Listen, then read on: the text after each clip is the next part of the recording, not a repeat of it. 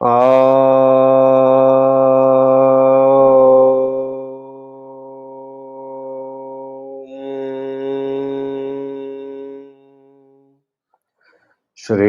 गुरु गणेशाभ्यां नमः। हरिः ॐ। गीता स्वाध्याय 157वें सेशन में आपका स्वागत है। और अभी हम अध्ययन कर रहे हैं राज विद्या राजगुह्य योग और अध्याय नंबर 9, और उसमें हम लोगों ने 11वां श्लोक का अध्ययन कर लिया था। तो 11वां श्लोक का हम और एक बार दोहरा लेते हैं। अवजानन्ति मां मूढ़ा मानुषीं तनुमाश्रितं परं भावमजानन्तो मम भूतमहेश्वरम्। मैं भूतों का महेश्वर हूँ, मगर जो मूढ़ है वो मुझे इस शरीर समझते हैं। श्री कृष्ण क्या भगवान है क्या कि श्री रामचंद्र भगवान है? ये सर्वव्यापी, असीम, निर्गुण, निराकार ब्रह्मन जो है, ये एक शरीर के अंदर में सीमित हो सकता है क्या? पहले एक चीज हम लोगों को समझना है इसमें कि हम जिसको निराकार, निर्गुण कहते हैं, उसका एसेंशियल नेचर क्या है? वेद बोलता है प्रज्ञानम ब्रह्मा, यानी उसका एसेंशियल नेचर जो है वो अवेयरनेस है, नॉलेज है। तो ये नॉलेज कैसा है? ये नॉलेज जो है वो अनंत है और चिरंतन है। ये इस संसार के उपस्थिति के पहले भी था, इस संसार की उपस्थिति के बाद भी रहेगा। संसार के हर एक कोण के अंदर में वही प्रज्ञा वहां उपस्थित है। तो वो सर्वव्यापी है, वो सर्वशक्तिमान है, वो सर्वज्ञ है। उपनिषद के अंदर में ये वर्ड्स हम लोगों को भी मिलते हैं। तो हम ये यदि कहते हैं कि वो सर्वशक्तिमान है, यानी सब कुछ कर सकता है, फिर हम ये कहते हैं कि वो शरीर के अंदर में सीमित नहीं हो सकता है। वो असीम अपने आप को अपनी माया की शक्ति से सीमित कर सकता है। क्योंकि यदि वो नहीं कर सकता है तो हम ये उसको कह रहे हैं कि वो तुम सर्वशक्तिमान नहीं हो, तुम ये नहीं कर सकते। अकबर और बीरबल की कहानी है कि दरबार के अंदर में सवाल आ गया कि मैं बड़ा या अल्लाह? तो सब चुप हो गए, अब क्या करें? अकबर बड़ा यदि कोई बोले तो गलत बोल रहा है, और यदि ये कहे कि अल्लाह बड़ा तो अकबर की तौहीन होगी। सारे दरबारी चुप। बीरबल ने हाथ ऊंचा किया, बोला हाँ जी बीरबल बताइए। तो बीरबल ने ये बिना कोई सोचे ही, बिना एक क्षण की भी विलंब के बिना ही उसने कह दिया, अरे दिने इलाही आप ही बड़े हैं, अल्लाह कैसे बड़ा हो गया? आप बड़े हैं। बोलते कैसे? ये कैसे बोल रहे हो तुम? इसका प्रमाण क्या है? बोले बहुत सिंपल प्रमाण है। आप किसी को कह सकते हैं कि मेरे राज्य से निकल जाओ, अल्लाह वो कह ही नहीं सकता। अल्लाह के अंदर में वो क्षमता ही नहीं है कि वो किसी को ये कहे कि वो तुम मेरे राज से निकल जाओ। तो देखिए, ये उदाहरण के हिसाब से बीरबल ने तो उसको समझा दिया कि तुम एक छोटी सी सीमित जगह के राजा हो, और अल्लाह जो है वो पूरे संसार का राजा है। अब यदि हम उसको संसार का राजा बोल रहे हैं, हम उसको बोल रहे हैं कि सर्वशक्तिमान है, तो हम उसको ये कैसे बोल सकते हैं कि तुम ये किसी में समान नहीं सकते हो? तो एक तरफ में हम इसको बोल रहे हैं कि तुम अपार हो, असीम हो, और दूसरी तरफ बोल रहे हैं कि तुम शरीर के अंदर में, मनुष्य के शरीर के अंदर में तुम सीमित नहीं हो सकते हो। ये एक कॉन्ट्रडिक्शन है। एक्चुअली फॉर दैट मैटर, जब श्री कृष्ण यहाँ भगवत गीता की जो पूरी वार्तालाप जब कर रहे हैं, तब वो योगावस्था में अपने शरीर के अंदर में उस असीम की अनुभूति के माध्यम से वो बात कर रहे हैं।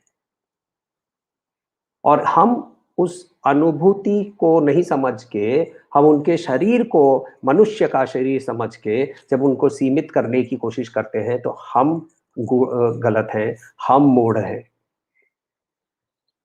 इसके अंदर में विवेक चूड़ामणि के अंदर में भगवान शंकराचार्य बहुत सुंदर से यही समझाते हुए कहते हैं, तद्वद देहादि बंध्यो तद्वद्देहबन्धेभ्यो विमुक्तं ब्रह्मवित्तमं पश्यन्ति देहवन्मूढ़ाः शरीराभासदर्शनात्। शरीर के दर्शन करके उसका आभास करते हुए ये उस मूढ़ जो है उसको देह समझता है। किसको? जो विमुक्त ब्रह्मवित्तमम, जो जो जीवन मुक्त हो चुका है, जिसने ब्रह्मन को जान लिया है, उसको तुम देह समझते हो तो तुम मूढ़ हो, ऐसे ये कहते हैं, भगवान शंकराचार्य कहते हैं।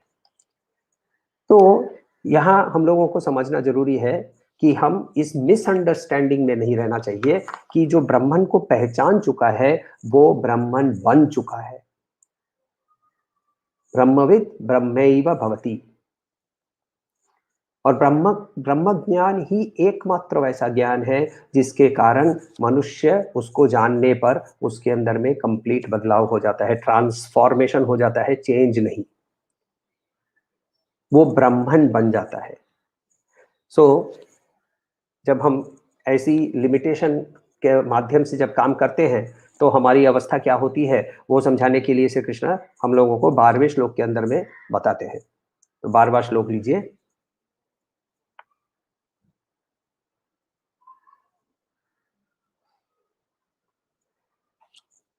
बहुत सुंदर श्लोक है।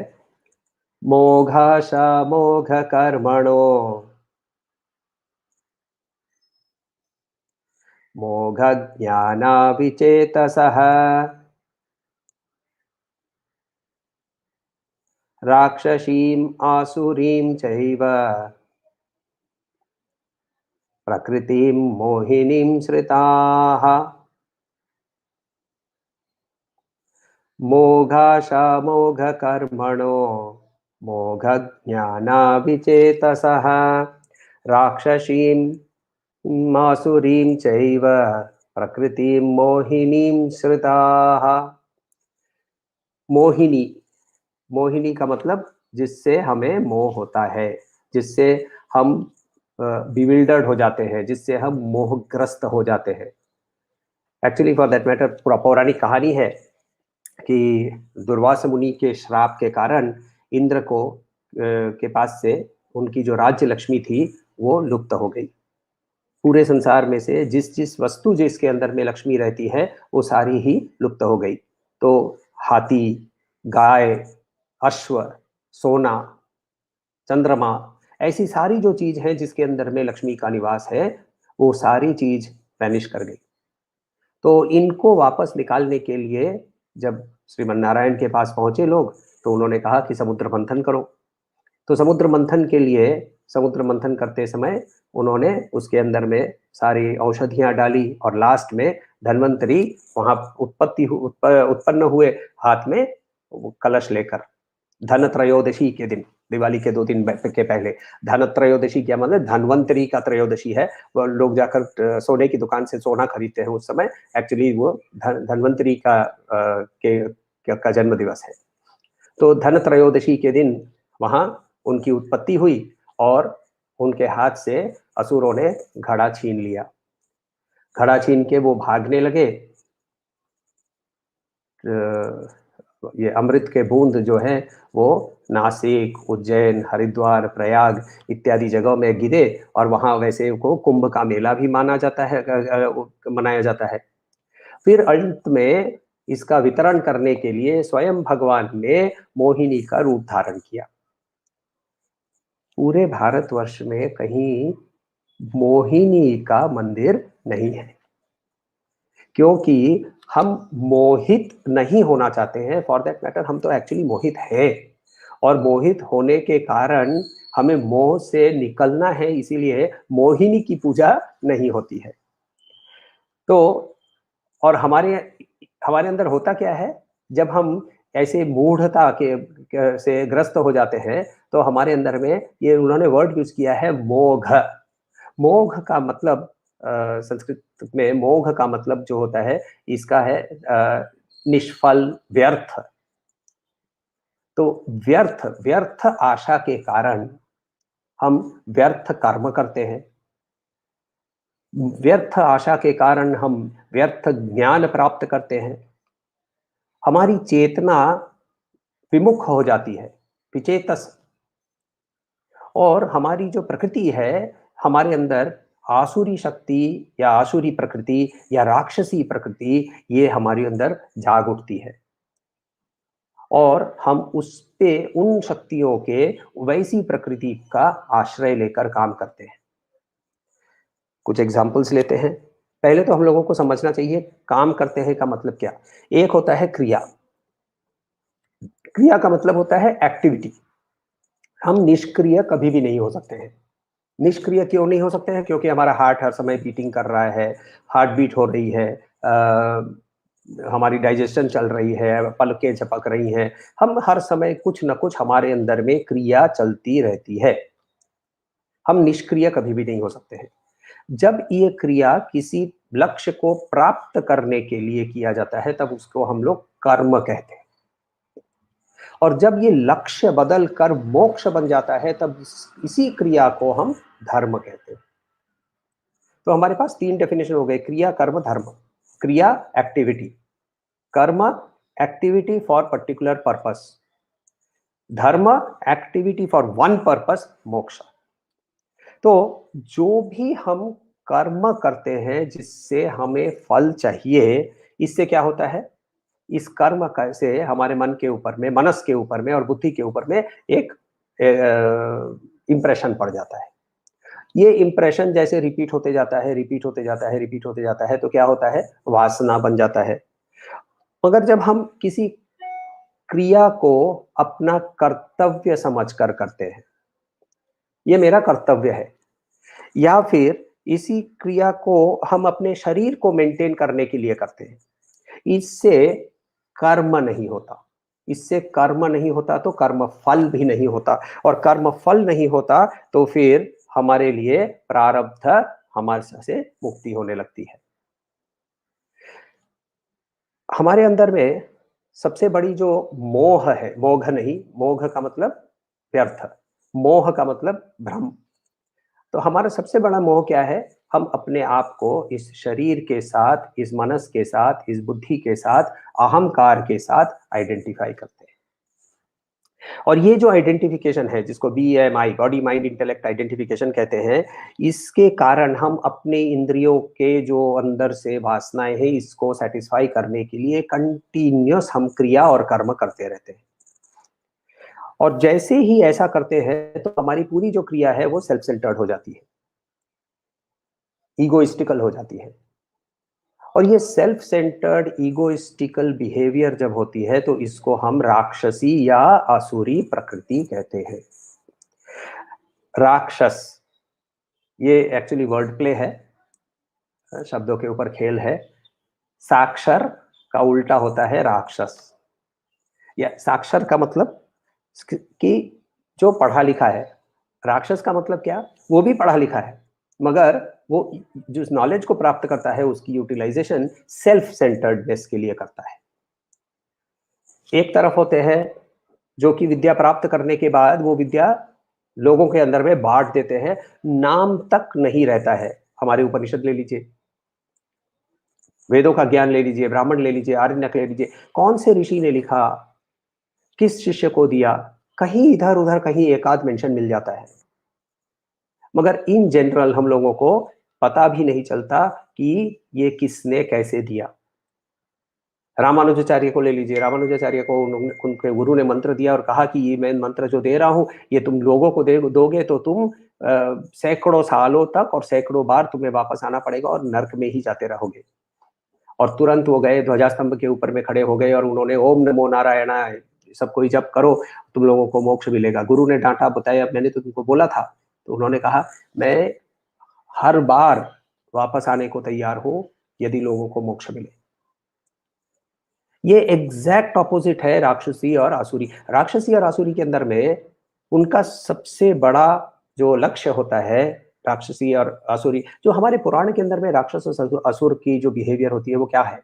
वो ना लक्ष्मी को पकड़ के रखना चाहते हैं। लक्ष्मी का मतलब सिर्फ धन नहीं है, लक्ष्मी का मतलब श्री है। श्री का मतलब एनीथिंग दैट इज ऑस्पिशियस। तो जो भी ऑस्पिशियस है वो जो उसको पकड़ के रखने का, उसको मेरे पास ही रहना चाहिए, वो किसी के पास नहीं जा सकती है। सीता यदि सबसे दुनिया में सबसे सुंदर औरत है, तो वो मेरी होगी। ये पृथ्वी यदि सबसे सुंदर है, तो इस पृथ्वी को मैं लेकर जाऊँगा। ये जब मैं, मेरा, अहम मम, अहम मम जैसे ही होने लगता है, तो वो धर्म के विरुद्ध होने लगता है और ऐसी ऐसी बिहेवियर को मोघ कर्म कहते हैं। मोघ कर्म। अब इसके लिए ना हम लोगों को बहुत दूर जाने की ज़रूरत नहीं है। हम यदि आप ये जो कंटीन्यूअस ड्राइव फॉर नॉलेज, और भी हमको नॉलेज होना चाहिए और भी नॉलेज होना चाहिए। इसके लिए भी हमारे पास एक वर्ड हमारे ऋषियों ने दिया हुआ है। बोलते हैं कि काकदंत परीक्षणम, कौवा के दांत है या नहीं है? वो यदि कुछ खाता है तो चबाता है या नहीं चबाता है?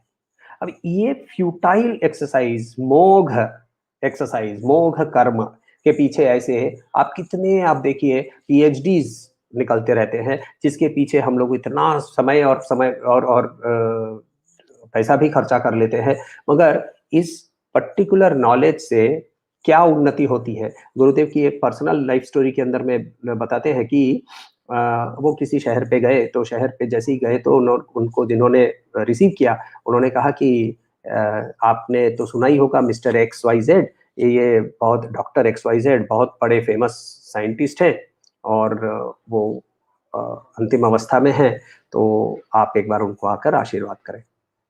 तो गुरुदेव ने कहा कि नहीं, मैंने तो इनका नाम भी नहीं सुना है। नहीं, कोई बात नहीं, उन्होंने आपका नाम सुना है तो आप जाएँगे तो बहुत उनको अच्छा लगेगा।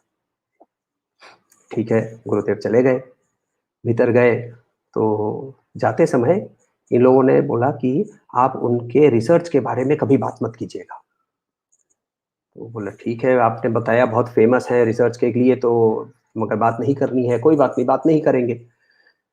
बाहर आए, उनको विश किया, फिर बात क्या करेंगे पता नहीं था। बाहर आके पूछा कि भी एक तो ये बताइए कि ऐसे तो स्वस्थ लगते हैं, सो लेटे हुए क्यों हैं? और आपने रिसर्च के बारे में बताने से मना क्यों किया?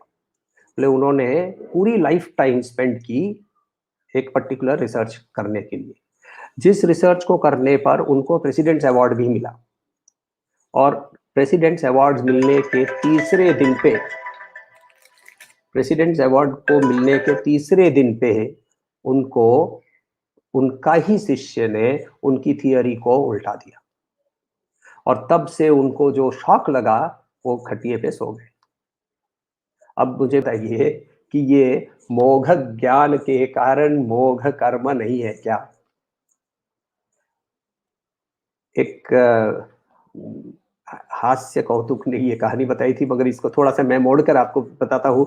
तो एक व्यक्ति है, वो ऑफ़िस से वापस आता है और उस दिन उसको प्रमोशन मिलने वाला था। उसको बहुत आशा थी कि वो प्रमोशन मिलेगा, प्रमोशन नहीं मिला। तो घर आकर सर पे हाथ ऐसे रख के रोने लगा। तो उसकी माँ भी थी वहाँ, तो उसकी माँ गई और अलमारी में से एक डबल डेकर बस छोटी वाली लेकर आकर उसने बेटे को दी। तो बेटे ने बोला कि ये क्या दे रही है मम्मी? बोले तुम जब ना 6 साल के थे तब बहुत रो रहे थे, मुझे डबल डेकर बस चाहिए, डबल डेकर बस चाहिए। तो उसके बाद तुम्हारे लिए ये डबल डेकर बस लेकर आए थे। तो अभी तुम रो रहे हो ना, तो मैंने तुम्हारे लिए ये डबल डेकर बस तुमको दी ताकि तुम रोना बंद करो। मोघाशा, मोघ कर्म। बच्चे की जो आशा डबल डेकर बस के लिए थी, वो जब बड़ा होता है तो ना तो वो आशा रहती है और ना ही उसके प्रति उसको कर्म करने की इच्छा होती है। तो वो कंप्लीटली ये जो हमारे जो तीनों, हम, हमारी आशाएं, हमारे कर्म, हमारी नॉलेज यदि परमानेंट नहीं है, तो फिर वो व्यर्थ है। इसीलिए भगवान कहते हैं कि वो मोघाशा मोघ कर्मणाः मोघ ज्ञान विचेतसः, उसकी जो चेतना है वो विमुख हो जाती है। विमुख चेतना का मतलब होता है कि उसके अंदर में जो विवेक है, वो विवेक नष्ट हो जाता है। उसके अंदर में सही क्या है और श्रेयस क्या है और प्रेयस क्या है, वो भूल जाता है।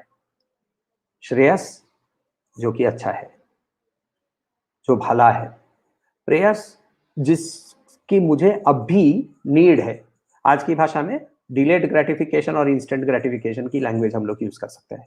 जिस चीज की मुझे बस अभी के अभी चॉकलेट चाहिए, रसगुल्ला चाहिए, अभी के अभी मुझे चाहिए, तो ये जैसे ही हमारे अंदर में जागता है, ये प्रयास है। और प्रयास के प्रति हमारा जब दौड़ना शुरू हो जाता है, तो हमारी एक्चुअली ये हमारे अंदर में विवेक का हम दमन कर लेते हैं। और विवेक का दमन करने का कारण क्या है? क्योंकि हम हमारे वासनाओं के से बद्ध होकर आगे दौड़ रहे हैं। इसके बारे में इसका एग्जैक्ट ऑपोजिट व्यक्ति कैसा होता है? भगवान शंकराचार्य बोलते हैं कि पहला आदौ नित्यानित्य वस्तु विवेकः, तो आदौ नित्यानित्य वस्तु विवेकः परिगम्यते। तो पहले वो पहला चीज है कि उसके अंदर में ये जो क्या नित्य है और क्या अनित्य है, उसको विवेक होता है। फिर दूसरा क्या होता है? तो बोलता है इहामुत्र फल भोगा विराग तदनंतरम। उसके बाद जो कर्म के फल के प्रति उसको उसके एक विराग यानी आसक्ति प्राप्त होती है। तीसरा समाधि षट संपत्ति, सम यानी कामनेस, कंट्रोल। तो इसे 6 संपत्तियां के बारे में पहले विवेक चूड़ामणि में उन्होंने बताया है। तो शम दम इत्यादि, तो ये जो 6 संपत्ति है ये प्राप्त होती है। और उसके बाद मुमुक्षत्वम इति स्फुटम, और ये है लक्षण, ये सारे लक्षण होना। तो देखिए ये जो मोघाशा, मोघ कर्म, मोघ ज्ञान विचेतसा जो व्यक्ति है, वो एग्जैक्ट इसका ऑपोजिट है। उसको नित्य और अनित्य क्या है उसको समझ नहीं है। उसको तो बस अब भी रसगुल्ला चाहिए, और रसगुल्ला के लिए वो कुछ भी करने को तैयार है। और जब वो ये कर लेता है, कुछ भी करने को तैयार होता है, तो वो क्षमा दमा इत्यादि कुछ भी उसके हाथ में, वो षड संपत्ति को छोड़कर षड रिपु को अपना लेता है। षड रिपु यानी काम क्रोध इत्यादि। तो उसके अंदर में मुमुक्षुत्व आने का ही सवाल नहीं उठता। तो ऐसे व्यक्ति जब होते हैं ना, तो ये व्यक्तियों की एक गोष्ठी भी बन जाती है, एक पूरा झुंड बन जाता है। तो ऐसे जब व्यक्ति जब झुंड में एक साथ आ जाते हैं ना, तो उसके बारे में मुंडक उपनिषद बहुत सुंदर से बोलता है, अति विद्यायाम अंतरे वर्तमाना स्वयं धीरा पंडितम मन्यतात्मनाः जंग्यम जघन्यमानाः परियन्ति मूढ़ा अंधनैव नियमाना यथान्धाः। जैसे ये अविद्या के जो जो द्वारों के अंदर में अपने आप को बंद कर लेते हैं, मगर अपने आप को पंडित समझते हैं, तो वो अंधे हैं और दूसरों को भी दूसरे अंधे को भी पकड़कर लेकर चलते हैं। यदि हमारी आंखें खोलनी है, तो भगवत गीता हमारे लिए आंख खोलने के लिए बैठा हुआ है। अज्ञानतिमिरान्धस्य ज्ञानांजन शलाखया चक्षुरुन्मिलितं येन तस्मै श्री गुरवे नमः। तो ये भगवत गीता ही हमारी गुरु है, जिसने एक लाठी लेकर, लकड़ी लेकर आंखों के अंदर में डालकर आंख खोलने को भी तैयार है गुरु। हम हैं जो कि आंख ऐसे जबरदस्ती बंद करके बैठते हैं, क्योंकि हमारे अंदर में मोघाशा, मोघ कर्मणा, मोघ ज्ञान विचेतसः। तो हमें यदि इनसे परे होना है, तो हमारे लिए पहली चीज, हमें ये बॉडी माइंड इंटेलेक्ट के आइडेंटिफिकेशन से भी हमें दूर होना है। भगवत गीता के अंदर में बहुत सारे प्रोसेसेस हमें बताए हुए हैं। कर्म योग का प्रोसेस है, ध्यान का प्रोसेस है, जप का प्रोसेस है, साथ साथ में अपने आप को साक्षी देखने का एक प्रोसेस है, जिसमें हम सांस को ऑब्जर्व करते हैं। ये सारे प्रोसेसेस साथ साथ चल सकते हैं। ये नहीं कि अभी मैं अपने आप को ऑब्जर्व करूंगा फिर मैं जप करूंगा। इसके बारे में आगे चल के श्री कृष्ण बताते भी हैं। तो ये बहुत कॉम्प्लेक्स या बहुत कॉम्प्लिकेटेड नहीं कर रहे हैं श्री कृष्ण। सब कुछ एक्चुअली एकत्र कर रहे हैं और एकत्र करके कह रहे हैं कि भक्ति, ज्ञान, कर्म सब कुछ एक ही है और एक ही लक्ष्य है और वो है मनुष्य धर्म, वो है कि हमें मोक्ष प्राप्ति करनी है। और ये मोक्ष प्राप्ति के लिए हम लोगों को यदि मोक्ष प्राप्ति के लिए मुमुक्षुत्व जागृत करना है तो उसके लिए शुरू करना है हमें कर्मयोग से। कोई सवाल हो तो बताइएगा।